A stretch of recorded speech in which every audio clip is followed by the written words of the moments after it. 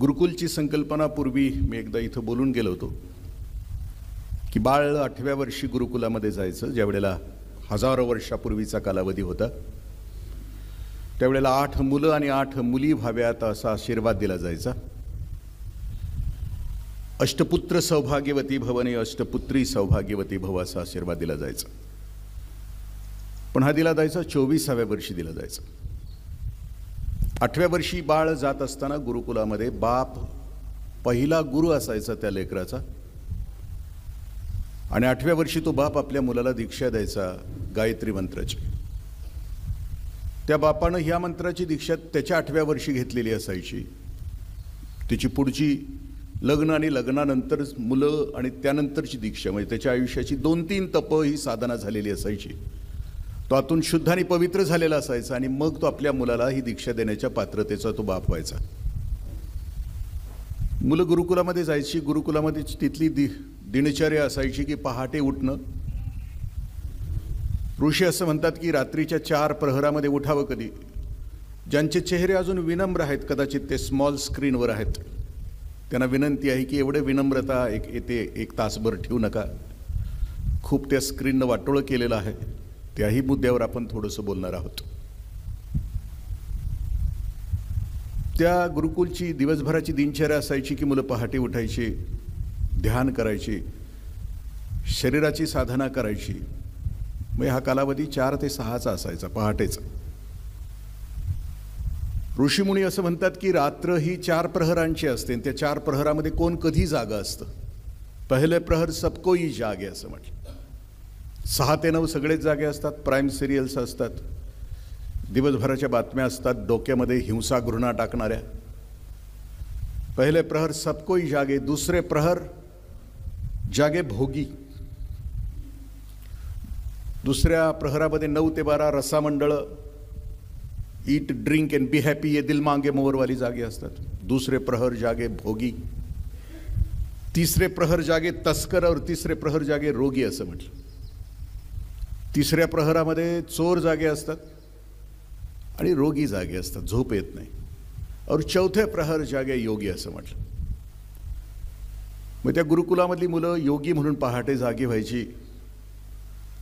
स्नानाविषयी सुद्धा ऋषी असं म्हणतात की 4 वाजताचं स्नान ऋषी स्नान, 5 वाजताचं स्नान माणूस स्नान आणि 6 वाजताचं राक्षस स्नान. आता आपलं कोणतं होतं आपल्याला सांगण्याची आवश्यकता नाही आहे. 6 वाजता स्नान आपण म्हणू, 7 वाजता आंघोळ म्हणू आणि 8 वाजता रेडा धुतला काय आणि ह्याला धुतला का काही फरक पडत नाही. आपल्या घरात कोण धुतलं जातं सांगण्याची आवश्यकता. गुरुकुलातली दिनचर्या असायची ती 4 ते 6 म्हणजे पाटी पुसली जायची रात्री. म्हणजे त्याच्यावर पुन्हा दिवसभर रेखाटायला बरं जायचं. मग 6ला सूर्य उगवला एकदा की त्या लेकरांचा कर्मयोग सुरू व्हायचा. पहाटे ज्ञानयोग असायचा, दिवसभरामध्ये कर्मयोग असायचा. जे गुरु शिकवायला आलेले असायचे ते 72 वर्षाच्या नंतरचे गुरुजी त्यावेळेला गुरुकुलामध्ये यायचे. म्हणजे ज्यांनी जीवनाचा अनुभव घेतलाय, ज्यांचा ब्रह्मचर्य आश्रम आणि ज्यांचा गृहस्थाश्रम पूर्ण झाला आहे, ज्यांनी जीवनाची समृद्धी कमावली आहे, व्यक्ती परिस्थिती आणि घटना यांच्याशी संयोग पाहून आतून जे समृद्ध झालेत ते सगळे गुरुजी म्हणून तिथं यायचे. ते शिक्षक असायचे आणि ते आपल्या आयुष्याचं ज्ञान उगवणाऱ्या पिढीला द्यायचे. मग ते दिवसभरामध्ये 64 कला शिकायची ती लेकरं. ज्याच्यामध्ये जी गुणवत्ता आहे, जे सामर्थ्य आहे, त्या सामर्थ्यानिशी तो समृद्ध व्हायचा दिवसभरामध्ये. सूर्य मावळला की ते आचार्य समोर बसायचे लेकरांचे आणि त्यांच्या मनामध्ये जिज्ञासा निर्माण करायची. त्या लेकरं समोर बसली की आचार्य गुरुजी विचारायचे लेकरांना की बाळानो, डाळिंबीच्या दाण्यामध्ये दाणे कोण भरतं, आंब्याच्या रसामध्ये रस कोण भरतं, आपल्या हृदयाचे 72 ठोके टाकतं कोण, मिनिटाला 15 श्वास कोण टाकतं, खाल्लेलं अन्न पचवतं कोण, पचवलेल्या अन्नाचं रक्त कोण करतं, केलेल्या रक्ताचं रक्ताभिसरण कोण करतं. लेकरांच्या मनामध्ये जिज्ञासा आणि त्याचबरोबर विश्वाच्या अनेक गोष्टीविषयी एक भाव निर्माण करण्याची आचार्य काम करायचे. म्हणजे लेकरांचं विश्व आणखीन व्यापक, आणखीन विशाल, आणखीन प्रेमळ भावाशी. आणि हे 24 वर्ष चालायचं. 24 वर्षानंतर त्यांचा पदवीदान समारंभ व्हायचा. आणि मग मुलं सुटली की त्या चिंचोळ्या रस्त्यावरून आपलं जे काही सामान असेल थोडंफार ते घेऊन आपल्या घराकडे निघायचे. त्या चिंचोळ्या रस्त्यावर काट्यांच्या फांजरी टाकलेल्या असायच्या. शिकलेला सगळा मुलगा यायचा, जे यायचे त्या रस्त्यावरून जायचो, पहिला म्हणायचा की कुणी टाकले असतील काटे, लक्षात येत नाही का त्यांच्या, असं म्हणून त्यानं त्या काट्यावरून उडी टाकून पलीकडे जावं. दुसरा मुलगा यावा, संध्याकाळ होत आली आहे, मागच्याला त्रास नाही का होणार, काटे असे रस्त्यात टाकायचे असतात का, म्हणून तो काट्याच्या बाजूनं जाऊन रस्ता क्रॉस करायचा. तिसरा जो पाठीमागून यायचा त्याच्या लक्षात यायचं की अरे काटे, आता अंधार पडणार आहे, माझ्यानंतर जो कोणी येईल त्याला त्रास होणार आहे, आणि म्हणून तो तिसरा आहे तो रस्त्यातले काटे उचलायचा, दूर फेकून द्यायचा. आणि मग त्या झुडपाच्या आतमध्ये लपलेले आचार्य बाहेर यायचे.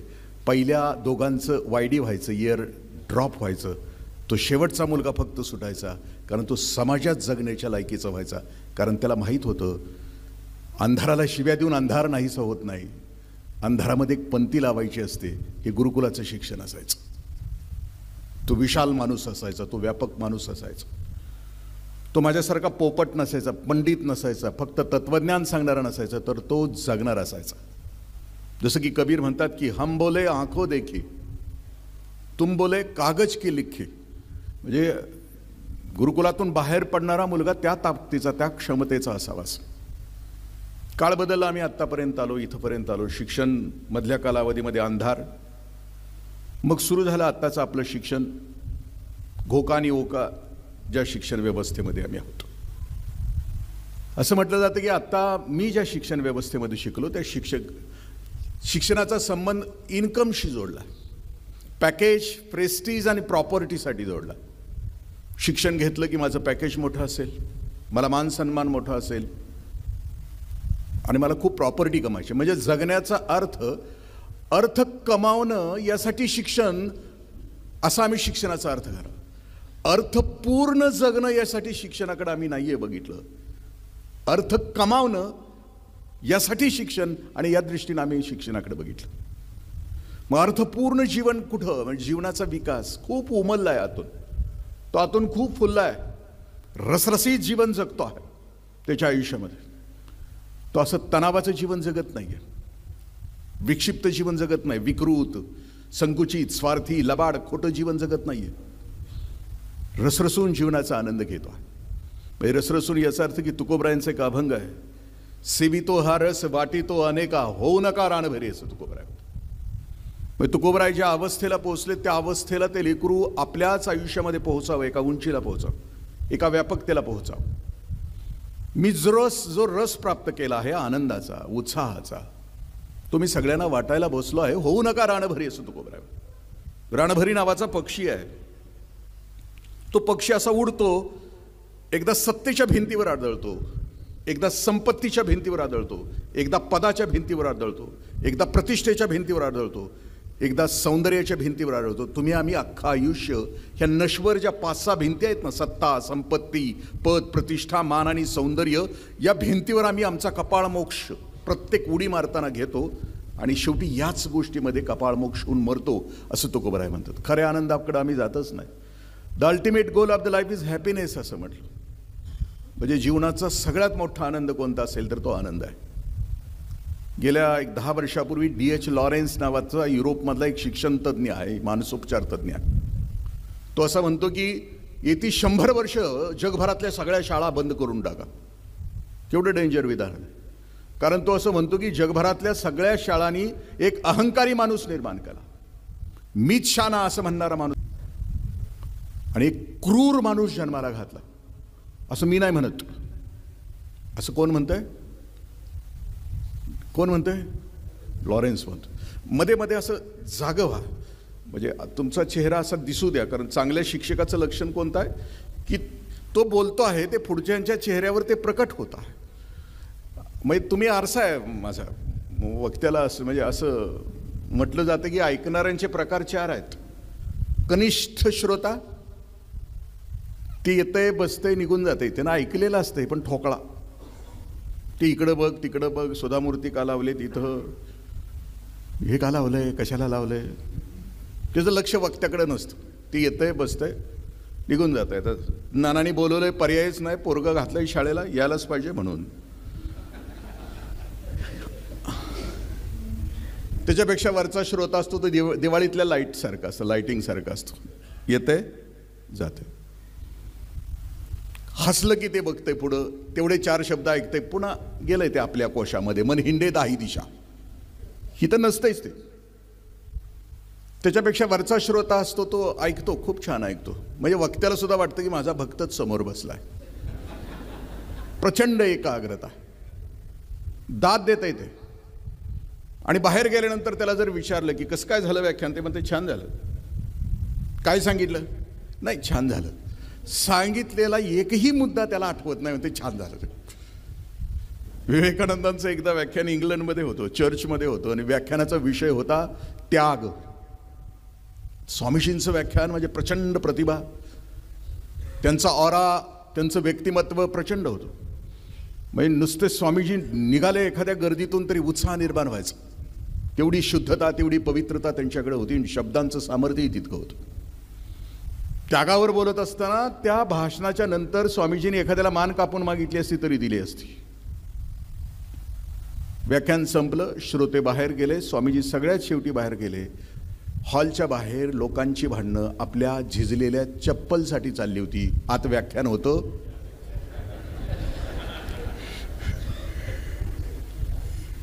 आम्ही प्रवचनाला जातो, प्रवचनाला गेल्यानंतर माणसं आमच्या पाया पडतात. कशासाठी पडतात? जे काय तासभर सांगितलं असशील ते तुझ्या पायावर ठेवून आम्ही निघालो. जे काय जगायचं असेल ते तुझं तू जग. काय तुला मोठं व्हायचं हो, आतून विकास तुला करायचं, तू ज्ञानी, तू प्रकाशमान, तू सगळं तुझ्या पायावर ठेवून निघालो आमचं आम्ही. आणि उत्कृष्ट श्रोता असतो तो कल सुना आज बना. ऐकलं, त्याच्यातलं जेवढं स्वतःला स्वीकारता येईल त्याचा स्वीकार केला, आतून परिपक्वता, मॅच्युरिटी घेऊन तो पुढे निघून गेला असं म्हटलं. मुद्दा आपला पालकत्वाचा. पालकत्वाविषयी एक गोष्ट सांगितली जाते, ती सुजित कुट्टन नावाच्या मुलाची सांगितली जाते. हा चेन्नई मधला मुलगा 12वीला आहे, पळणार आहे, धावणार आहे. आणि त्यावेळेला चेन्नईमध्ये धावण्याच्या स्पर्धा होत्या, आणि त्या स्पर्धेचा जो दिवस होता त्या दिवशी त्याचे वडील इंटेन्सिव्ह केअर युनिटमध्ये शेवटचा श्वास मोजत होते. इकडं सुजित कुट्टनला मिळालं, पारितोषिक मिळालं, आणि तिकडं त्याच्या वडिलांनी शेवटचा श्वास घेतला. चेन्नईमध्ये अनेक परिसंवाद त्यावेळेला शाळांच्या मधून झाले की सुजित कुट्टननं कुठं असायला पाहिजे होतं? मैदानावर, की आपले वडील जिथं शेवटचा श्वास घेत आहेत त्यांच्यासोबत त्यांच्या छातीवर हात ठेवून त्यांच्याकडे बघत कुठं असायला पाहिजे होतं? मग या 1990 नंतरची पालकत्वाची जी गोष्ट आहे ना, ती खूप बदलत निघाली असं म्हटलं. फ्युचरॉलॉजीवर काम करणारे अनेक विचारवंत असं म्हणतात की 90 नंतरचा जो काळ आहे तो खूप भयानक चालू झाला. त्याला चंगळवादाचे थैमान नावाचं पुस्तक आहे, अच्युत गोडबोले सरांचं 30 पानाचं पुस्तक आहे. या 30 पानाच्या पुस्तकामध्ये काय सांगतात की 1990 नंतर जी परिस्थिती माझ्या देशामध्ये आली, सगळ्या जगामध्ये आली, खाऊजा नावाच्या संस्कृतीनं आणली. खाजगीकरण, उदारीकरण आणि जागतिकीकरण. बायर्स मार्केट झालं. डिओ, अत्तर, लिपस्टिक वाड्या वस्त्यावर जाऊन पोहोचले. पैसा कर्जाच्या रूपाने माणसाच्या हातात खेळू लागला. ब्रँडेड शूज, ब्रँडेड कपडे, ब्रँडेड मोबाईल याच्यामध्ये माणसं हरवून गेली. 1990च्या अगोदरची पिढी होती ती माइंड आणि मॅटरवर जगायची, त्यांना मन पण होतं आणि ती वस्तूवर पण प्रेम करायची. पण 1990 नंतरची पिढी मात्र फक्त वस्तूवर प्रेम करू लागली, की जे जगामध्ये आम्ही आहोत. 1990च्या अगोदरची जी कुटुंब संस्था होती त्यावेळेला जन्माला आलेली जी असतील, माझ्या वयाची असतील, मी 65-66 समजा, 70च्या अगोदरची जी पिढी, 80च्या अगोदरची पिढी जी जन्माला आली, आमच्यावर कुटुंबाचा प्रभाव होता, समाजाचा प्रभाव होता. म्हणजे मी गावातनं निघालो आणि मी एखाद्याला शिवी दिली, मी देशमुखाचा मुलगा होतो, माझे वडील आमदार होते, मी एखाद्याला गावात शिवी दिली तर गावातला कुठलाही माणूस माझ्या थोबाडीत मारू शकत होता. गावचा मजूर सुद्धा, निरक्षर माणूस सुद्धा मी शिवी दिली तर माझ्या थोबाडीत मारू शकत होता, कारण मी गावाची प्रॉपर्टी होतो. माझ्यावर कुटुंबाचा प्रभाव होता, माझ्यावर समाजाचा प्रभाव होता. 1990 नंतर संपलं. समूहवादाकडून व्यक्तिवादाकडं माणूस नावाच्या जातीचा प्रवास सुरू झाला. आणखीन कोणाला डिटेल याच्यामध्ये वाचायचं असलं तर मी जाता जाता पुस्तकांची नावं सांगतो. इवान हरारी नावाचा पुस्तक आहे, लेखक आहे, विचारवंत आहे, खूप 45-50 वर्षाचा विपश्यी साधक आहे सर. विपश्यना केल्यानंतर त्याने ही पुस्तकं लिहिली आणि तो असं म्हणतो सुद्धा, विपश्यना जर मी केली नसती तर ही पुस्तकं मी लिहू शकलो नसतो. होमोसेपियन याचा अर्थ की कालपर्यंत 1990 पर्यंतचा माणूस आणि आता जी पिढी आहे की आता 2040-2050 साली तुमच्या माझ्या पोटी जन्माला आलेली लेकरं आहेत, त्यांना होमोडेस असं तो म्हणतो आहे. ती कशी असणार आहेत? AI च्या काळातली पोरं आता, अल्गोरिदमच्या काळातली पोरं आता कशी असणार आहेत?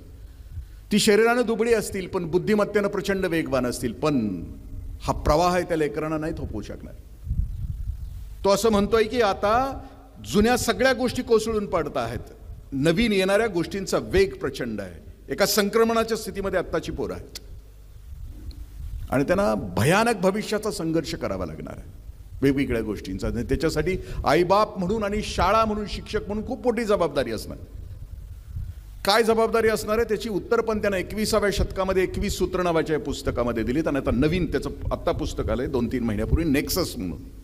त्याच्यामध्ये तोच विचार करतोय की माणूस नावाची जात या पृथ्वी तलावर सुखानं आणि समाधानानं राहण्यासाठी जगभरातल्या सगळ्या व्यवस्था कशा असल्या पाहिजे, शिक्षण कसं असलं पाहिजे, आरोग्य कसं असलं पाहिजे, उद्योग व्यापार कसे असले पाहिजेत, याच्यावर तो विचार करतो.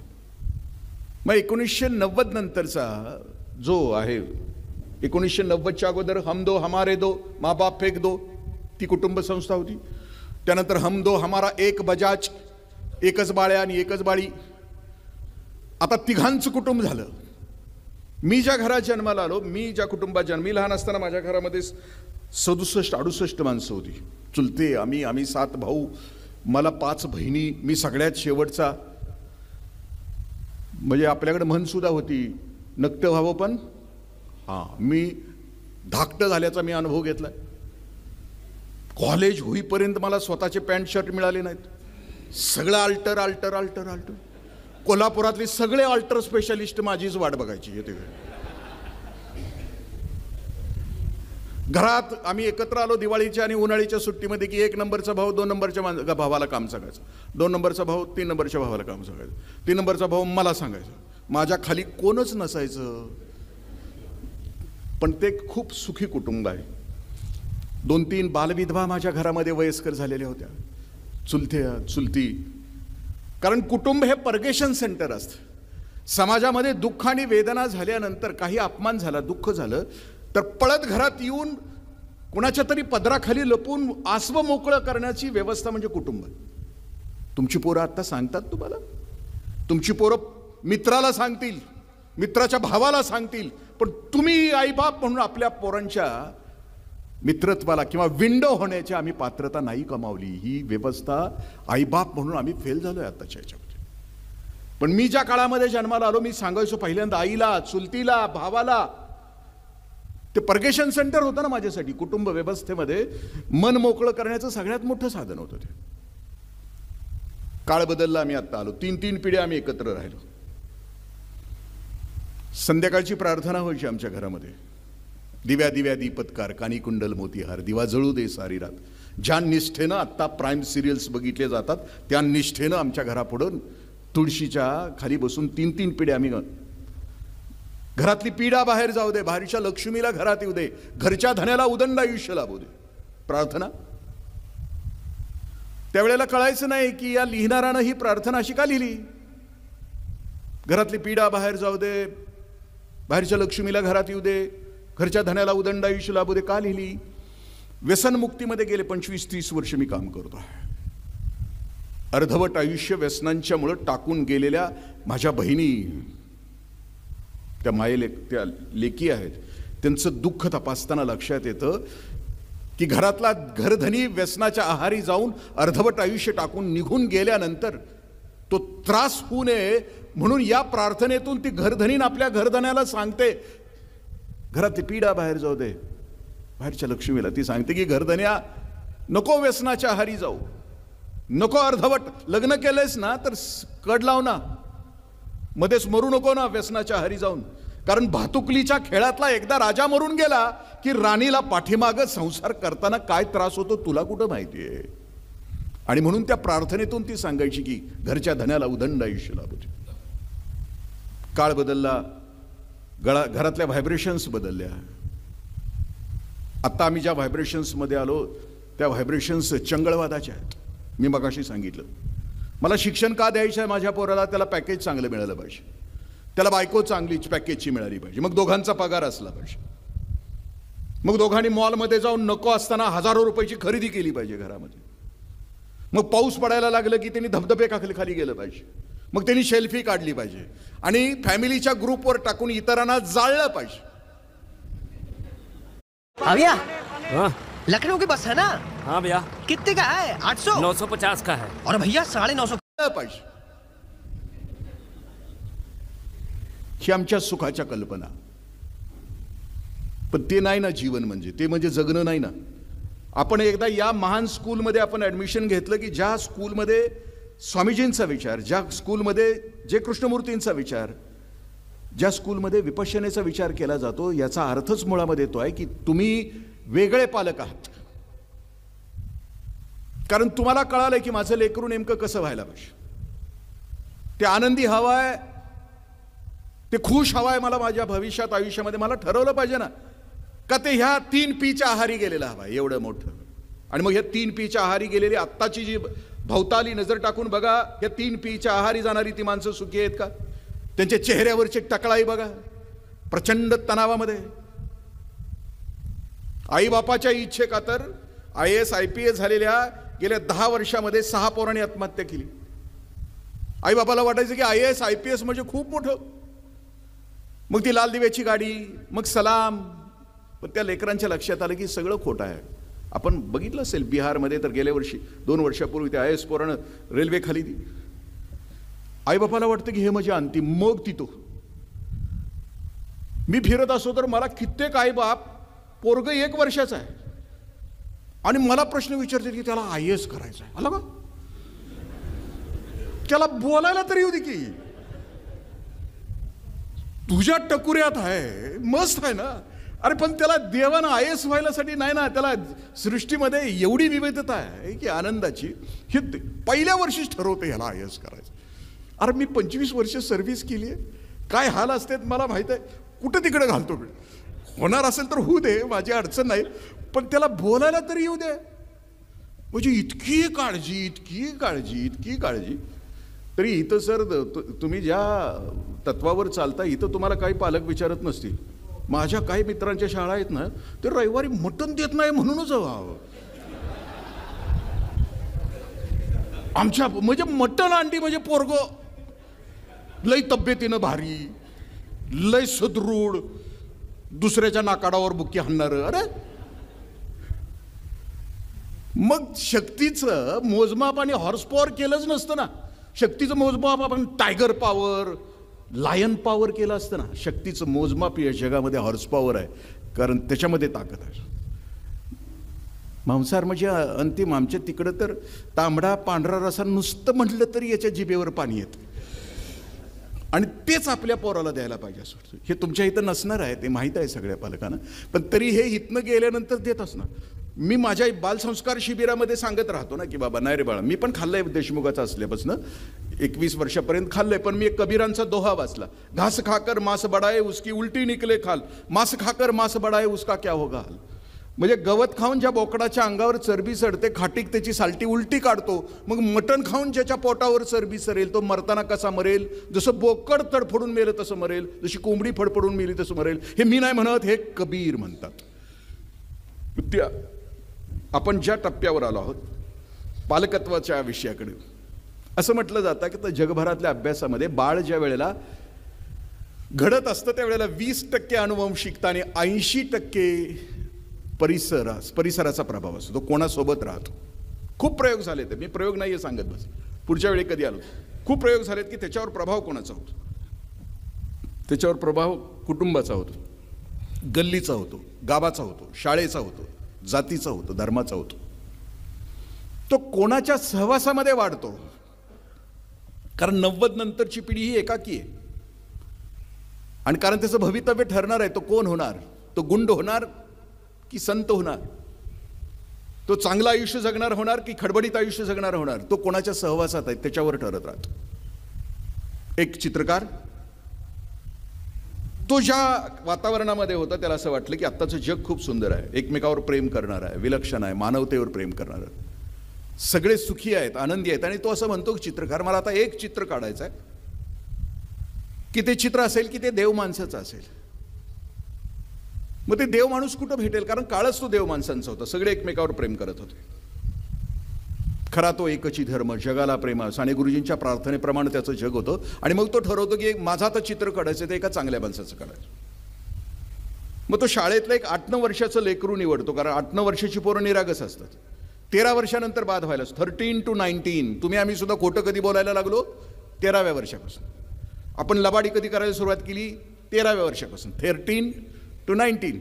याला काही अपवाद असतील तुमच्यातले, पण मी तरी नाही अपवाद. मी केलंय, ज्या चुका करायच्या, जे खोटं बोलायचं ते त्या काळात बोललेलं आहे. सगळेच बोलत असतात 13 to 19, कारण सगळ्यात मोठा संघर्ष 13 to 19चा असतो. आणि काय देवानं व्यवस्था केली की ज्या वयामध्ये मोहाचे क्षण जास्त, त्याच वयामध्ये करिअर घालून टाकलंय. म्हणजे असा हा गुत्ताच सुटत नाही त्या परमेश्वरात. हे सगळं असं वाकडं तिकडं का करून टाकलं, हे असं खेळणं टाकतंय आमच्या पुढं आणि लांब उभा राहतंय बघत कसं खेळतोय ते, इतकं विचित्र आहे. त्यामुळे हे देताना सुद्धा पराक्रमाचं वय आणि मोहाला बळी पडण्याचं वय सारखंच आहे. आणि त्याच काळामध्ये आपलं लेकरू मोहाला बाजूला सरकून त्या पराक्रमाकडे यायला. चित्र काढायचं ठरवलं, चित्र त्या सुवर्ण सकाळी चित्रकारानं ते काढलं. 8 वर्षाच्या मुलाचं, निरागस, पवित्र, शुद्ध. ब्रश ठेवून दिला. 20 वर्ष निघून गेली. त्या चित्रकाराच्या लक्षामध्ये आलं की जग खूप बिघडलंय, हिंस्र झालंय. आत्ता तुम्ही गेल्या 10-15 दिवसातल्या घटना बघितल्या असतील. 17-18 वर्षाच्या पोरांनी केलेले खून बघितले असतील. कालचं 15-16 वर्षाच्या पोरानं दुकानं फोडलेली पुण्यातली बघितली असतील. आज सकाळी बेकरी फोडली नाशिकच्या पोरांनी, 15-16 वर्षाच्या पोरांनी. रोज हिंसा चालू आहे, रोज घृणा चालू आहे. सांगलीमध्ये त्या मोबाईलचं स्क्रीन 50 रुपयाला का देत नाही म्हणून खून केलाय पोरानं, 18 वर्षाच्या पोरानं खून केलाय. हिंसा, द्वेष दाराशी येऊन ठेवला, आमच्या समोर येऊन ठेवलं.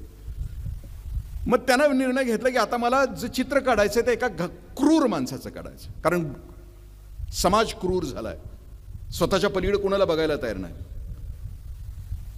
मग त्यानं विचारलं की असा क्रूर माणूस भेटेल कुठं. त्यानं विचार केला की तुरुंगात असणार. जगात सगळ्यात जास्त गुन्हे केलेत त्याला शोधायचं. सगळ्या जेलची रजिस्टर्स त्यानं मागवायला सुरुवात केली. आणि मग एक 28 वर्षाचा तरुण, अंडा सेलमध्ये असलेला, त्याच्या हातापायामध्ये काढण्या घातलेला, त्याच्या भोवती 100 पोलिसांचा वेढा असलेला तो क्रूर तरुण त्याला सापडला. आणि आता त्याचं परवानगी काढून त्यानं आता चित्र काढायला सुरुवात केली. ती सुवर्ण सकाळ, 20 वर्षानंतरचं ब्रश. चित्र काढत असताना दोघांनी एकमेकांच्याकडे बघितलं आणि दोघांच्याही लक्षात आलं की आपण पूर्वी कधीतरी भेटलोय. दोघांनी एकमेकाला विचारलं की 20 वर्षापूर्वी अशीच घटना घडली होती की माझं एक चित्र कोणीतरी काढलं होतं. तोही चित्रकार म्हणतो की मीही त्या लहान मुलाचं चित्र काढलं होतं की देव म्हणून काढलं होतं, पण आज मी राक्षस म्हणून काढतो आहे. 20 वर्षामध्ये त्या पोराचं रूपांतर आम्ही एका राक्षसामध्ये करून टाकलं. आम्ही सगळ्यांनी केलं. तो आमचा परिणाम आहे. तुमच्या माझ्या घरातल्या लेकरांचा परिणाम बघा, आपल्या लेकरांच्याकडे बघा. आणि मग सुरू होते ती पालकत्वाला सुरुवात होते. आम्हाला आमचा भोवताल चांगला करायचा, पण एक चांगला पालक म्हणून आपल्या कोणत्या जबाबदारी असतात. मी लग्नाच्या अगोदरची माझी बायकोची पहिली बैठक झाली. त्या बैठकीत आमचं ठरलं होतं त्यावेळेला, मी माझ्या बायकोला सांगितलं की आपल्या घरात टीव्ही नाही असणार, आपल्याला चांगला आईबाप व्हायचं, आपल्या पोरांना चांगलं द्यायचं आहे. आई शपथ, माझ्या घरात अजून टीव्ही नाही आहे. माझ्या बायकोनं मान्य केलं, कारण मी त्यावेळेला टीव्हीचा लॉंग फॉर्म मी करायचो. टीव्ही म्हणजे ताबडतोब वाटोळं व्यक्तीचं, कुटुंबाचं आणि समाजाचं. 3 तास रोज तुमच्या माझ्या लेकरानं सरासरी टीव्ही त्यावेळेला बघितला तर 35,000 खून आणि 72,000 बलात्कार बघायचं हे मी वाचलं. इथलेच एक मोठे विचारवंत होते, त्यांनी सांगितलेलं त्यावेळेला. आणि मग आम्ही ठरलं दोघांनी नाही टीव्ही. मग आता त्याला पर्याय काय, येथे थुंकू नये, मला मनोरंजन माझ्या घरात नाही. मग मनोरंजन माझ्या घरात काय, आत्ता माझ्या घरात तुम्ही आला तर 10,000 पुस्तकांची माझी वैयक्तिक लायब्ररी आहे. माझी लेकरं, आज ही लेकरं घरी आली तर आम्ही पुस्तकांच्या विषयी चर्चा करू. रात्रीच माझं बाळ MBBSची परीक्षा देऊन आलं, तो आल्याला मला विचारलं की पप्पा कुठली पुस्तकं वाचू, नवीन कोणती पुस्तकं आली आहेत. माझी मुलगी घरी आली तर आम्ही पुस्तकाच्या विषयी चर्चा करतो. माझं घर मला मंदिर करायचं आहे का, माझी लेकरं मला आतून समृद्ध करायची आहेत का भुरटी करायची आहेत, बाहेरून आत्ता जी दिसत आहेत ना चमकोगिरी करणारी, का त्याच्या पलीकडचा आतून जगातल्या सगळ्यात उच्चतम गोष्टीचा रसरशीत आनंद घेणारी कोणती मुलं मला पाहिजे. मग ते ठरवायचं असेल तर आपण कोणत्या प्रकारचे पालक आहोत. पालकत्वाचे प्रकार सायकोलॉजिस्टनं केलेले आहेत. पहिल्या प्रकारचा पालक हुकुमशाह प्रकारचा पालक. दहशत असते याच्या घरामध्ये, यांच्या घरामध्ये. मग हुकुमशाह तो पण असू शकते आणि ती पण असू शकते घरात. तुमचं कोण आहे तुमचं तुम्ही बघा, मला तरी काय त्याच्याबद्दल. कारण पालक असं म्हणतं, कारण पु ल देशपांडे असं म्हणतात की लग्न हा एक असा किल्ला आहे की त्याच्या बाहेर असणारे आत जाण्यासाठी धडपडतात आणि आत असणारे बाहेर जाण्यासाठी गुदमरतात. जोडप्यामध्ये काही जोडपी मेड फॉर हिमसेल्फ असतात, म्हणजे ती त्याच्यासाठी जगते. काही जोडपी मेड फॉर हरसेल्फ असतात, म्हणजे तो तिच्यासाठी जगतो. काही जोडपी मेड फॉर इच अदर असतात आणि काही जोडपी मॅड फॉर इच अदर असतात. महात्मा फुले, सावित्रीबाई फुले, बाबा आमटे, अभय बंग, राणी बंग. तुझं पाऊल ते माझं पाऊल, तुझा श्वास ते माझं श्वास. नाना आणि ताई म्हणायला हरकत नाही ना. Mad for each other. जे काही करायचंय, तुझा श्वास माझा श्वास, तुझं पाऊल माझं पाऊल. 7 पावलांच्या फेऱ्या हे आयुष्यभर पावलांना साथ देण्यासाठी असतात त्यांच्या आयुष्यात. ती तशी जगतात. माझं एकट्याचंच पोरगं नाहीये मी चांगलं करणार, अवघ्यांची पोरं चांगली करणार. ज्या शिक्षिका आहेत ना, त्या शिक्षिकांना देवकी होता येतं आणि त्याबरोबर यशोदा सुद्धा होता येतं. दरवर्षी 40 पोरं वेगवेगळ्या घरातली आपल्या पोराबरोबर अनेकांची पोरं शिकवणं, याच्यासारखं किती जन्माचं पुण्य घेऊन येतात या शिक्षिका असतात ना. मला वाटतं केवढं पुण्य, एवढी पोरं शिकवण्याचं भाग्य त्यांना येतं. हुकुमशाह प्रकारचा पालक म्हणजे दहशत. ह्याच्या पायांचा आवाज कर्र कर्र आला की पोराच्या छातीमध्ये चर चर. आपण सुद्धा आपल्या आईवडिलांना म्हटलं होतं त्यावेळेला हिटलर आला. 10वी 12वी ती पोरं आपली म्हणतातच हिटलर. संवाद नसतो, खुरटून जातात पोरं, निर्णय घेता येत नाही. जिथं दहशतीचं म्हणजे पालकत्व म्हणजे त्याचं किंवा तिचं कोणाचंही असू द्या, जो घराचा मालक आत्ता आहे तो. बाळाला कुत्रं चावलं, बापाशी नाही बोलू शकला. 2 महिन्यानंतर बाळ बापाच्या मांडीवर रेबीजनं खलास झालं. संवाद नाही झाला. हुकुमशाह प्रकारचा पालक. माइंड आणि मॅटरमध्ये बापानं गाडी आणली नवीन. गाडी खाली पार्किंगमध्ये लावली होती. मुलगा खाली मित्रांच्या सोबत खेळत होता. खेळत असताना मुलानं त्या गाडीवर काहीतरी काढायचा प्रयत्न केला. दगडानं तो लिहित होता त्या गाडीवर. बाप आला, त्यानं बघितलं की पोरगं गाडी खराब करतंय. पोरापेक्षा गाडी महत्वाची होती त्याला. पोराला मारलं, कारण मॅटरवर प्रेम, वस्तूवर प्रेम. पोराला इतकं मारलं की ॲडमिट करावं लागलं. ॲडमिट करून घरी आल्यानंतर बापानं बघितलं पोरानं काय केलंय गाडीला, म्हणून त्यानं बघितलं तर पोरानं त्या गाडीवर लिहिलं होतं आय लव्ह यू पापा, पण उशीर झाला होता. हुकुमशाह. दुसऱ्या प्रकारचा पालक घाबरट भित्रे पालक. नकार न देणारे पालक. घाबरते काय बाहेर जाऊन केलं तर, नकारच देत नाहीत. नकार देताच येत नाही. ही उमलत नाहीत लेकरं. नकार पचवता येत नाही. समाजातले अपमान या लेकरांना नाहीत पचवता येत. मग 16-17व्या वर्षी कुठल्या तरी मुलीला प्रपोज करतात. ती नाही म्हणते. मग रस्त्यावर जानवी तुपे, अमृता देशपांडे. आज मैं पेरेंट्स से बात करना चाहता हूं. आज की ये जनरेशन स्मार्ट तो बहुत है, इंटेलिजेंट भी बहुत है, पर ये डिस्ट्रैक्ट. तुपे, अमृता देशपांडे, रिंकू पाटील रस्त्यावर खंडोळ्या. म्हणजे नकार पचवण्याची क्षमता आपल्या पोरांच्या मध्ये निर्माण केली तर ती कोणत्या ताकदीची होतात. आत्ता या वर्षीच्या 12वी, आता जे वर्ष गेलं निघून, त्याच्यामध्ये 12वीच्या बोर्डाच्या परीक्षेमध्ये उत्तर प्रदेशच्या बोर्डाच्या परीक्षेमध्ये पहिली आली मुलगी. आणि तिची मुलाखत आली उत्तर प्रदेशच्या. त्या मुलाखतीमध्ये दुर्दैवानं तिचं हार्मोन इम्बॅलन्स झालेलं असल्यामुळे तिला दाढी आणि मिशा होत्या. त्याच्या खाली या भारतातल्या नीच नराधमाने तिला ट्रोल केलं. जे ट्रोलर्स आहेत ना, हरामखोर आमच्या आजूबाजूचे, तिच्या बुद्धिमत्तेवर तिला नाही प्रेस केलं, तिला ट्रोल केलं. असंही तू हिमाचल त्या पुरीला. Hormonal imbalance. त्याच लेकीचं माझ्या दुसरं व्हिडिओ बघा तुम्ही युट्यूबवर, लगेच दुसरा. त्यातला पहिला प्रश्न त्या विचारलाय मुलाखतीमध्ये की तुला ट्रोल केलं दाढी मिशा आहेत म्हणून, तुला वाईट नाही वाटलं? पोरगी लय भारी हसते, लय भारी हसते, तिला शिकवलंय आई बापांनी नकार कसा पचवावा, अपमान कसा गिळावा आणि सहजतेनं कसं जगावं. ती पोरगी हसते, ती म्हणते की मी दाढी मिशानं मी अख्ख्या भारतामध्ये फेमस झाले, याच्यासारखं दुसरं कोणतं असेल असं म्हणते. दुसरं उत्तर त्या लेकीचं कोणतं आहे?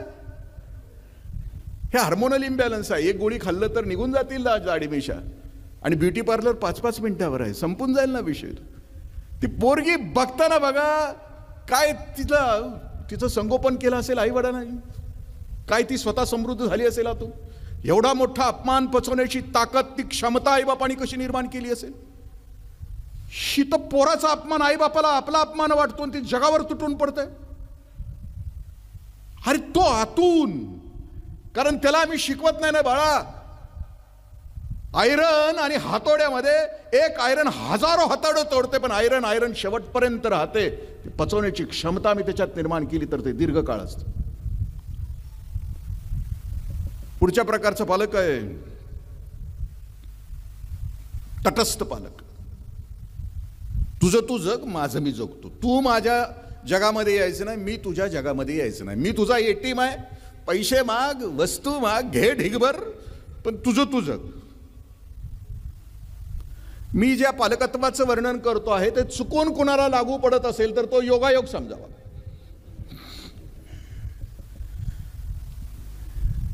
पुढच्या प्रकारचा पालक आहे तो रूढीवादी. हे कायम भूतकाळात असतं. आमच्या काळात असं आणि आमच्या काळात तसं. आमच्या काळात आंब होतं, पाटीनं आम्ही खायचो, तू लगा नुसतं एकच हे खातायस, फोड खातायस आणि तेवढ्यात प्रकृती बिघडते. आमच्यात पाठीभर खाल्लं तर आमची प्रकृती बिघडायची नाही. आम्ही खेळायचो इट्टूदांडू, आम्ही खेळायचो. मग ते कायम रूढीवादीच, कायम भूतकाळातच जगतंय. 1989ला इथे होतो, 1990ला तिथे होतो. अरे इथे तिथे कुठं तू पाठीमागं जागतो? त्याला पुढं जायचं आहे. आरशात बघून गाडी किती काळ, मागच्या आरशात बघून गाडी किती काळ चालवणार राजा तू? त्याला पुढच्या काचेतनं बघून पुढं त्याचं आयुष्य दिलं पाहिजे ना. रूढीवादी पालक, त्याला पुढं दिलं पाहिजे. आणि सगळ्यात शेवटचं पालकत्व आहे, त्याचं नाव आहे सुजान पालकत्व. झोप यायला लागली? नक्की नाही ना? कारण जेवणाच्या आधी ठेवलंय तरी नानानी. जेवणानंतर असतं तर मला अंगाईच म्हणावी लागली असते. कुठला आला शेवटचं पालक? कुठलं? सुजान पालक. सुजान पालकत्वामध्ये प्रचंड सकारात्मकता असते. संवाद असतो लेकरांच्या मध्ये, आई वडिलांच्या मध्ये खूप मोठा संवाद. एकमेकाला समजून घेण्याची क्षमता आई वडिलांच्याकडे खूप असते. 10वी आल्याने 12वीला मुलगा किंवा मुलगी आता पुढच्या वर्षी आहे तर घरामध्ये बैठक होते शाळा सुरू व्हायच्या अगोदर. आणि मग सांगितलं जातं, दादा यावर्षी दीदी 12वीला आहे, आपल्याला वर्षभर टीव्ही बंद करावा लागणार आहे. ते पण म्हणतो हो. लोकशाही पद्धतीने निर्णय घेतले जातात. मी म्हणतो म्हणून नसतंय त्याचं. घरामध्ये म्हणजे त्या घरामध्ये एक उत्साही वातावरण असतं, आनंदी. घराला घरपण असतं. सगळ्यांचे चेहरे टवटवीत असतात. कोण कोणावर गुरगुरत नसते, कोण कोणाची मापं काढत नसते, कोण कोणाच्या उणीवा काढत नसते. नातं त्यालाच म्हणायचं असतं की सर्व गुणदोषासहित स्वीकारलं जातं, त्याला नातं म्हणायचं असतं, रिलेशन्स म्हणायचं असतं. अख्खं आयुष्य आपलं मापं काढण्यासाठी. प्रवचनामध्ये आम्ही सांगतो की संसारी माणूस 2च गोष्टीची चर्चा आयुष्यभर करतो, निंदा चहाडी जनाची आणि अखंड चिंता धनाची.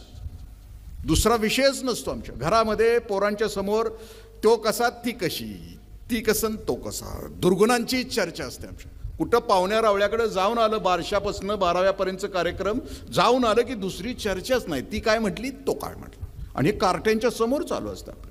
मग ते ग्रहण काय करणार? तेच ना, बापाचंच करणार ना ग्रहण, आईचंच करणार ग्रहण ना. आणि ती दीक्षा दिलेली ती आयुष्यभर सांभाळत राहतं. आता दुसरा मुद्दा पालकत्वाचा येतो की आपलं मूल ओळखायला शिका असं म्हटलं जातं. माझं मूल, मी मगाशी म्हटलं ना की 8 पुत्र सौभाग्यवती भव आणि अष्टपुत्री सौभाग्य. त्यावेळेला मला वाटायचं की 8च पोरं का, दशपुत्र का नाही, दशपुत्री का नाही? षोडशपुत्र का नाही, षोडशपुत्री का नाही? मग अलीकडं मल्टिपल इंटेलिजन्सवर खूप मोठं काम या जगातल्या एका खूप मोठ्या मानसशास्त्रज्ञानं, शिक्षण तज्ज्ञानं केलं. गार्डनर नावाच्या शिक्षण तज्ज्ञानं असं केलं. तो असं म्हणतो आहे की माणसाच्या बुद्धिमत्तेमध्ये 8 प्रकारच्या बुद्धिमत्ता आहेत आणि त्या बुद्धिमत्तेपैकी आपलं लेकरू कोणत्या बुद्धिमत्तेचं आहे हे आईबापांना आणि शिक्षकांना म्हणजे शोधायला पाहिजे आणि त्या क्षेत्रामध्ये त्याला त्याचं करिअर घडवलं पाहिजे. सफल लोगों के 5 लक्षण. नंबर 1, अकेला रहना ज्यादा पसंद करते हैं. नंबर 2, ज्यादा किसी पे विश्वास नहीं करते. आईबापांना आणि शिक्षकांना म्हणजे शोधायला पाहिजे आणि त्या क्षेत्रामध्ये त्याला त्याचं करिअर घडवलं पाहिजे. इकेगाई नावाचं पुस्तक आपण वाचलं असेल. त्या इकेगाई नावाच्या पुस्तकामध्ये इकेगाई जो आहे तो इकेगाईचा भाग म्हणजेच त्या पुस्तकामध्ये 10 सूत्र आहेत. 10 सूत्रामधला विषय काय आहे की ओकिनामा नावाचं बेट आहे जपानमध्ये. त्या बेटावरची माणसं 120 वर्ष जगतात. 120 वर्ष. तिथं 10वीच्या वर शाळा नाहीये काढली, तिथं इंडस्ट्री नाही, दुसरं काहीच नाही. मग 120 वर्ष ही जगतात कशी माणसं? त्याची 10 सूत्र. पहिलं सूत्र आहे स्लो डाऊन युअर लाईफ. आयुष्याचा वेग कमी करा. हे उठल्यापासून झोपेपर्यंत वकवक वकवक रख रख रख रख भग भग भग भग भग. उठल्यापासून झोपेपर्यंत आणि जन्मापासून मरेपर्यंत हे पळतंयच पळतंय पळतंयच पळतंय. काहीच कळत नाही कशासाठी पळतंय. मग ते सॉल्मन ग्रँडीच्या कवितेसारखं पळतंय. सोमवारी जन्माला येतंय, मंगळवारी मोठं होतंय, बुधवारी लगीन, गुरुवारी पोरं, शुक्रवारी लईच आजारी, आयतवारी येण्यासारखं एमलेस पळत राहतं. मग ते म्हणतात की स्लो डाऊन युअर लाईफ. आपल्याला इकेगाई हा आपला मुद्दा नाही. इकेगाई या शब्दाचा अर्थ आपल्या मुलाचं नेमकी बुद्धिमत्ता कोणती आहे, त्याच बुद्धिमत्ताच्या क्षेत्रामध्ये त्याला त्याचं करिअर करू दिलं तर तो आयुष्यभर सुखी राहतो, तो आनंदी राहतो. कारण खलील जिब्रान असं म्हणतो आहे की तुमच्या पोटी जन्माला आलेली पोरं ही तुमची नाही आहेत, ती तुमच्यापासून जन्माला आली आहेत. तुम्ही त्याचे मालक नाही आहेत, तुम्ही त्याचे पालक आहात. तुम्ही त्याला आश्रित नका करू, त्याला आधार द्या. तुम्हाला हवं तसं त्याला करू नका. त्याच्या फांद्या नका छाटू, त्याच्या मुळं नका त्याची छाटू, त्याचा बोनसाय नका करू. त्याला त्याच्या क्षमतेनं त्याचा विकास होऊ द्या. त्याला उमलू द्या, त्याला खुलू द्या, त्याला त्याच्या क्षेत्रामध्ये उमलू द्या.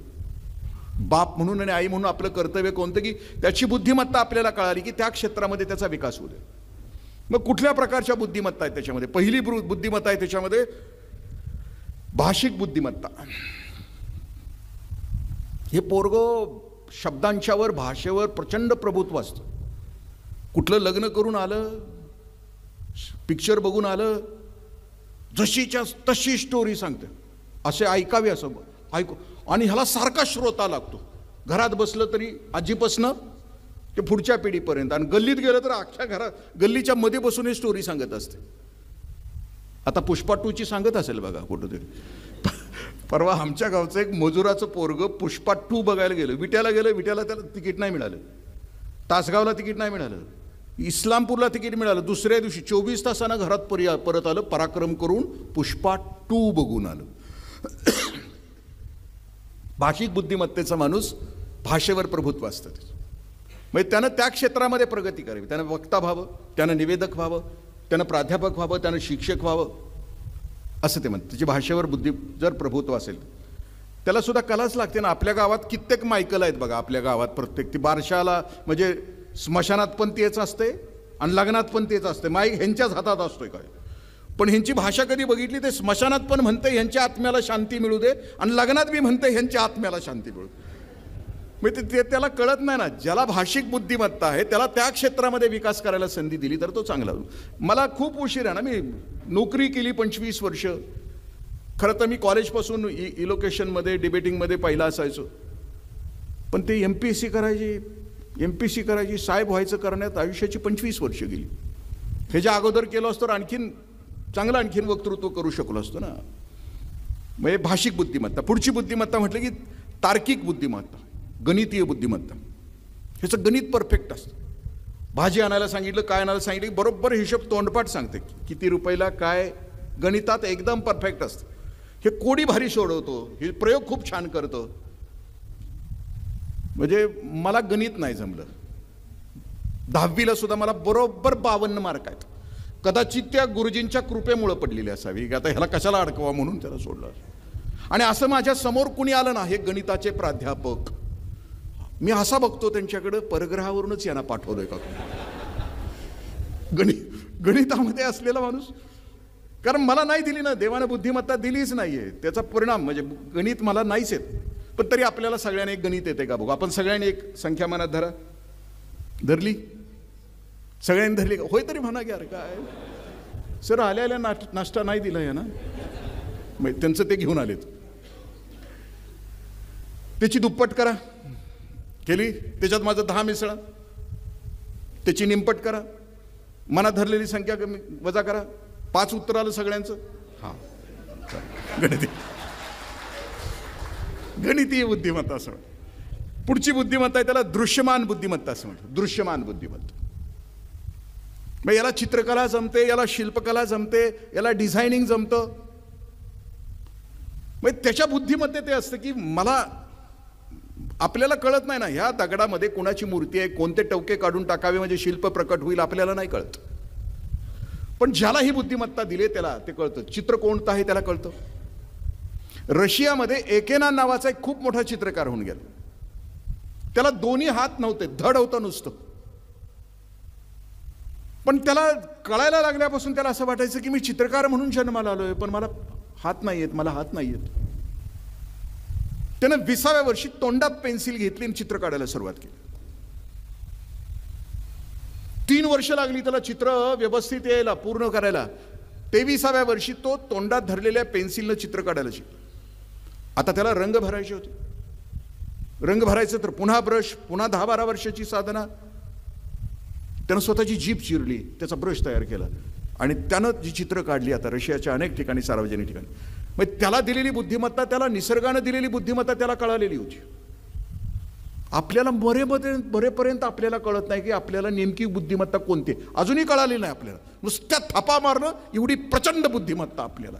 म्हणजे या देशाच्या पंतप्रधानांनी काय करावं, या देशाच्या मुख्यमंत्र्यांनी काय करावं, म्हणजे आमच्या आजूबाजूच्या लोकांनी काय करावं याच्यावर प्रचंड भाष्य करण्याची बुद्धिमत्ता आपल्याला दी. पण मी काय करावं आयुष्यभर, मी माझ्या पोराबाळांचं काय करावं, ते आपल्या लेकरांच्या वाट्याला तरी एक चांगलं आहे. ते पुढे म्हणतात की शारीरिक बुद्धिमत्ता, याचा नृत्य चांगलं असतं, याचा खेळ चांगला असतो, याचा अभिनय चांगला असतो.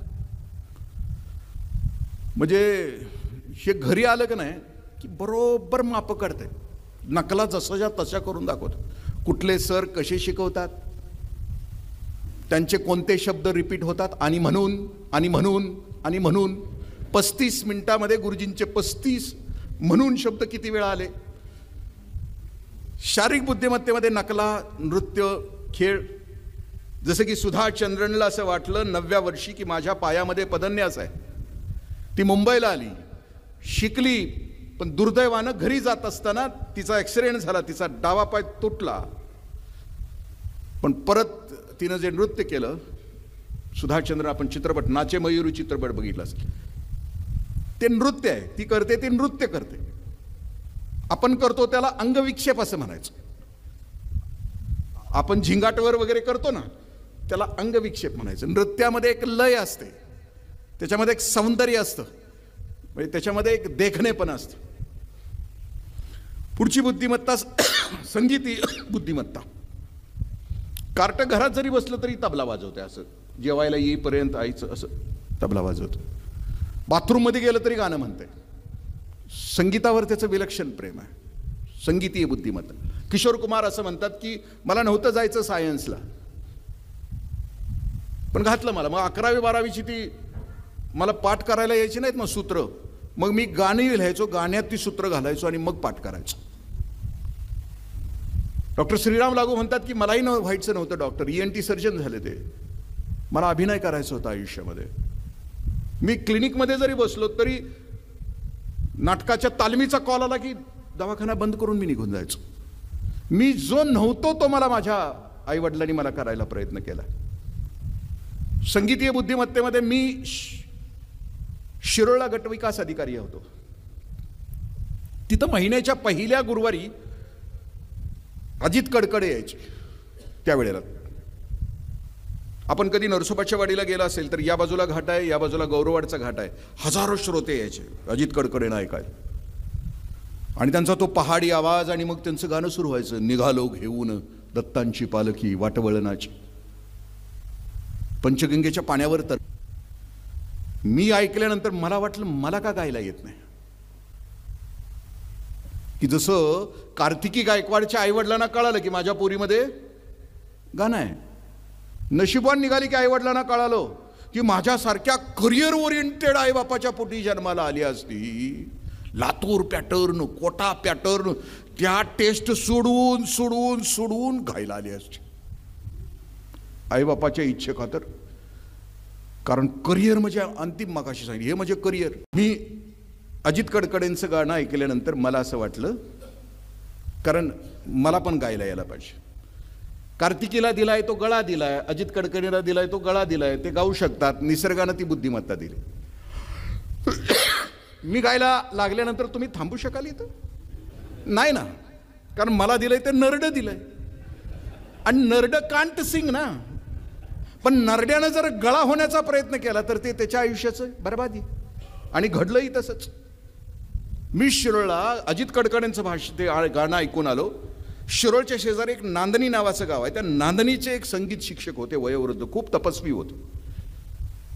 मी म्हटलं की गुरुजी मला शिकवायचं, त्यांची फी त्यांना दिली. गुरुजी मला 1 महिना शिकवत होते. रोज संध्याकाळी ऑफिस सुटलं की 7 ते 8 गुरुजी मला शिकवायचे. एकच अभंग महिनाभर मला शिकवत होते. नाथरायांचा अभंग होता, जैस्या परी आहे तैस्या स्थिती राहे, कौतुक पाहे संचिताचे. महिनाभर एकच अभंग.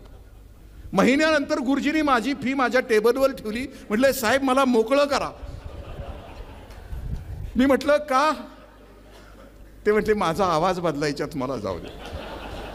म्हणजे जो मी नाही तो होण्याचा प्रयत्न केला तर ती माझ्या आयुष्य. मी एक पालकत्वाचं एक वाक्य बुलेट पॉइंट मधलं मी आपल्याशी शेअर करतो. माझ्या आईबापानो, माझ्या बहिणीनो, माझ्या बापानो, आपल्या पोटी जन्माला आलेलं प्रत्येकाचं मूल वेगळं आहे, खूप वेगळं आहे, विलक्षण आहे. ते एकच आहे. गदिमांची कविता आपल्याला आठवत असेल की प्रत्येकाचे रूप वेगळे, घटाघटाचे दैव वेगळे. बघा ना, एक इंद्रजित याच्या पूर्वीही कधी असा नव्हता, याच्या नंतरही येणार नाही. हे मॉडेल एकच आहे, युनिक. हे मडकं एकदाच तयार होतं एखाद्या माणसाचं, युनिक आहे. बघा ना, एवढ्या 4 इंचामध्ये करोडो पिढ्या माणसाच्या जन्माला येऊन मेल्या, पण असं मॉडेल पुन्हा नाही. केवढा फरक केलाय एवढ्यामध्ये. रंगात फरक केलाय, नाकात फरक केलाय, डोळ्यात. पण एक मॉडेल दुसऱ्या मॉडेल सारखं नाही. कौन शिल्पकार आहे, हे कौन चित्रकार आहे. केवढा विलक्षण आहे तो करणारा मोठा. प्रत्येकाचं मूल वेगळं आहे, युनिक आहे. कोणाचं जाई आहे, कोणाचं जुई आहे, कोणाचं मोगरा आहे. पण जगाच्या बाजारामध्ये गुलाबाच्या फुलाला मार्केट आहे, म्हणून आपल्या जाई जुई मोगऱ्याला चुरगळून त्याचा गुलाब करायला नको. त्याचं जाई असणं महत्वाचं आहे, त्याचं जुई असणं महत्वाचं आहे, त्याचं मोगरा असणं महत्वाचं. आपल्या लेकराचं आपल्याला नुकसान नाही करायचं. शेवटी आईवडिलांना काय हवं असतं की आपलं मूल सुखी पाहिजे, आनंदी पाहिजे. ते किती उंचावर आहे नको आहे, ते आहे त्याच उंचीवर असलं तरी चालेल, पण ते हसत, त्याचा चेहरा तो कायम आनंदी असला पाहिजे. म्हणजे एवढं मी बोलतो आहे, मध्ये मध्ये हसून तुम्ही दाद देताय, पण काहीतरी अजून 3-4 ठोकळे तसेच आहेत सर. कसनुस नावाच्या रोगाला आजपर्यंत औषध नाही, गोळीच नाही. सगळं घरात आहे, काय नाही असं नाही, पण याचा अजून बॅक्टेरिया सापडला नाही, याचा व्हायरस सापडलेला नाही. एवढ्या फार्मास्युटिकल्स कंपन्यात भयंकर प्रयत्न केले हे कसनुसेला काय उत्तर आहे का. विवेकानंद असं म्हणतात की आपला चेहरा आनंदी असतानाच समाजामध्ये जा, निराश चेहरा असताना समाजामध्ये जाऊ नका. कारण निराशा हा रोग आहे आणि तो संसर्गजन्य आहे आणि तुम्हाला तो जगामध्ये पसरवण्याचा अधिकार नाही आहे चेहरा. पुढची बुद्धिमत्ता ते असं म्हणतात की आंतरवैयक्तिक बुद्धिमत्ता. ते सगळ्यांचं लाडकं असतं, सगळ्यांच्यावर प्रेम करतो, सगळ्या अख्ख्या वर्गात ते सगळ्यांचं लाडकं असतं, अख्ख्या गल्लीत, अख्ख्या पाहुण्या रावळ्यात.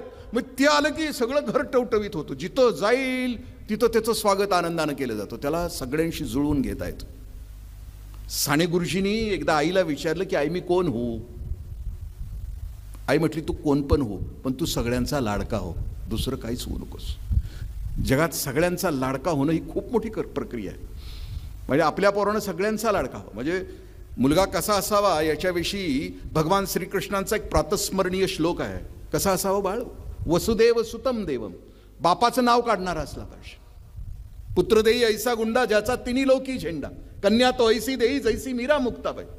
पुत्र देई ऐसा गुंडा जिसका गटार के पास मुंडा नाही, हे सांगितलं. बापाचं नाव काढणारा पाहिजे. कंस चानूर मर्दनम. वाईट गोष्टीविषयी त्याच्या मनात चीड आली पाहिजे. 20 तारखेच्या अगोदर गावाच्या गावं विकली जात होती, त्यानं जाऊन हिमतीनं सांगितलं पाहिजे की विकू नका माझं गाव. मतदान हे सतीचं वाण आहे, नका घाणेरड्या लोकांना मत देऊ. जो नीतिमान आहे, जो चारित्र्यवान आहे, जो तुमचं माझं कल्याण करणार आहे, जो पैसे वाटत नाहीये, जो जात धर्माच्या पलीकडं जाऊन काम करणार आहे समाजाचं, त्याला मत द्या. तो हिमतीनं त्याला सांगता आलं पाहिजे. मी सांगितलं गाव विकलं जात होतं, केला धिक्कार मी. कारण लेकराला त्याच्या आयुष्यामध्ये निषेधाची कृती करता आली पाहिजे, त्याच्या आयुष्यामध्ये संघटनेची कृती करता आली पाहिजे, त्याला वैज्ञानिक कृती करता आली पाहिजे, त्याला जागृतीची कृती करता आली पाहिजे. प्रत्येक क्षेत्रामध्ये माझं पोरगं आपलं जीवन सुख आणि आपला भवताल सुखी करण्यासाठी या कृती त्यानं करायलाच पाहिजे. कंस चानूर मर्दनम देवकी परमानंदम. म्हणजे जगाच्या बाजारामध्ये तो आनंद वाटत असताना त्याच्या पराक्रमाच्या बातम्या आईच्या कानावर आल्यानंतर आई अशी अधांतरी चालली पाहिजे. माझं लेकरू आहे, माझं लेकरू आहे, ते माझं पोरगं आहे, माझं पोरगं आहे. म्हणजे त्या आळंदीमध्ये 9 वर्षाचं लेकरू आहे. ज्ञानेश्वरीच्या 9,000 ओव्या पाठ आहेत त्या बाळाच्या. 9,000. आणि आमच्या मुलाच्या झुकेगा नाही साला, पुष्पा नाम समज के आएगा. आणि ते 9,000 ओव्या, एक एक ओवी म्हणता म्हणता नाकी नवं येते. आई केवढी आनंदी असेल, ती केवढी थुई थुई नाचत असेल. म्हणजे ज्ञानेश्वरीच्या पुनर्जन्माच्या 6व्या अध्यायाच्या 42व्या श्लोकाच्या खाली ओवी आहे की जो पुण्यवान म्हणून जन्माला येतो तो कसा असतो. तैसी दशेची वाट न पाहता, वैसेची या गावा न जाता, बालपणी सर्वज्ञतावरी दयाचे. जन्मताच तो विजडम घेऊन येतो, शहाणीव घेऊन येतो, पुण्य घेऊन येतो. तो त्याच्यामध्ये तितकं शहाणपण असतं. पुढची बुद्धिमत्ता त्यांनी सांगितलं की स्वसमायोजन बुद्धिमत्ता, परफेक्शनिस्ट असतं. ते अभ्यासाला जरी बसलं तरी 3-4 स्केच पेन घेऊन बसतं, इकडं खाना करून डाव्या बाजूला नोट्स काढून. प्रत्येक गोष्ट त्याला परफेक्ट लागत असते, तो परफेक्शनिस्ट. आणि शेवटची बुद्धिमत्ता आहे त्याला नैसर्गिक बुद्धिमत्ता असं म्हणतात. म्हणजे त्याला झाडं आवडतात, त्याला जंगल आवडतं.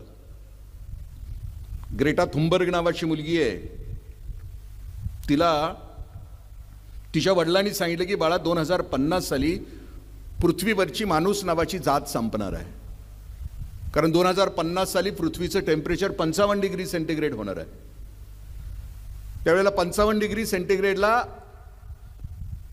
अन्नधान्याची उत्पादन क्षमता असणार नाही. 55 डिग्री सेंटीग्रेडला तेवढं ॲक्लेमटाईज करू शकेल अशी अन्नधान्याची पिकं असणार नाहीत. श्वास घ्यायला हवा असणार नाही, प्रदूषित झालेली असणार आहे हवा. तुम्ही पुण्याला गेला तर लकडी पुण्याला प्रदूषण पॉईंट आहे पुण्याचा, 250, 260. सर्वसामान्य माणूस 50 इतकं प्रदूषण सहन करू शकतो. श्वास घ्यायला हवा, प्यायला पाणी असणार नाही. दक्षिण आणि उत्तर अंटार्क्टिकावरचं बर्फ 30% इतकं वितळलेलं असेल. समुद्राची पातळी 11 मीटर इतकी वाढलेली असेल. म्हणजे मुंबईचा समुद्र खोपोलीपर्यंत पसरलेला असेल 2050. पाहुणेरावळे कोण असले तर आत्ताच सावध करा. म्हणजे पाणी प्यायला समुद्रात, समुद्र बघायला खोपोलीत गेलं तरी दिसणार आपल्याला. ग्रेटा थुनबर्गनं स्वीडनच्या संसदेच्या बाहेर 9वीतल्या पोरीनं बोर्ड लावून तिनं आंदोलन सुरू केलं. फ्रायडे फॉर द फ्युचर नावाची तिनं चळवळ सुरू केली.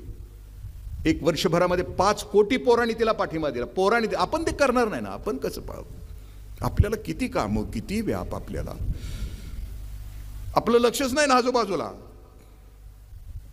1 वर्षानंतर तिचं भाषण झालं, 5 लाख पोरांनी तिला पाठिंबा दिला. 2018 तिच्यासाठी युनोला वसुंधरा परिषद बोलवावी लागली. वसुंधरा परिषदेचं बीज भाषण या पोरीने केले 9वीतल्या. Greta Thunberg speech in UNO 4 मिनिटं आणि 52 सेकंदाचा आहे. काय बोरगी बोलली आहे ती. जगभरातल्या नेत्यांना म्हणते की कोणता विकास तुम्हाला हवा आहे. आमच्या वाटणीचा स्वर्ग म्हणजे निसर्ग घेऊन तुम्हाला कोणता विकास हवा? ती पोरगी बोलताना तिच्या चेहऱ्यावरच्या हावभाव आहेत ना, तुम्हा आम्हाला जागा करते. कोणता निसर्ग तुम्हाला हवा? बघा ना तुम्ही, झनक झनक पायल वाजेमध्ये तो जितेंद्र वरून खाली येतो श्रावण महिन्यामध्ये, आणि तो सगळ्या सृष्टीवर कॅमेरा आहे त्या पिक्चरमध्ये, आपण बघितलं असेल. श्रावणातला हिरवा रंग आहे, पण तो वेगवेगळा आहे. कुठं पिवळा आहे, कुठं डार्क गर्द हिरवा आहे. आणि तो जितेंद्र पांढरा ड्रेस घालून खाली त्या डोंगराच्या खाली येतो. हे काऊन चित्रकार आहे, हे काऊन चित्रकार आहे. तुमच्या माझ्या पोरांच्या वाटेला हे चित्र असणार नाही, तो श्रावण असणार नाही, म्हणजे 6 ऋतूंचे 6 सोहळे असणार नाही. ग्रेटा थुंबर्ग तयार होते निसर्गावर प्रेम करणारी. पुढचं पेरेंट नावाचा शब्द आहे. पेरेंट शब्दाचा लॉंग फॉर्म काय? P for preparedness. मला माझं पोरग कसं हवं.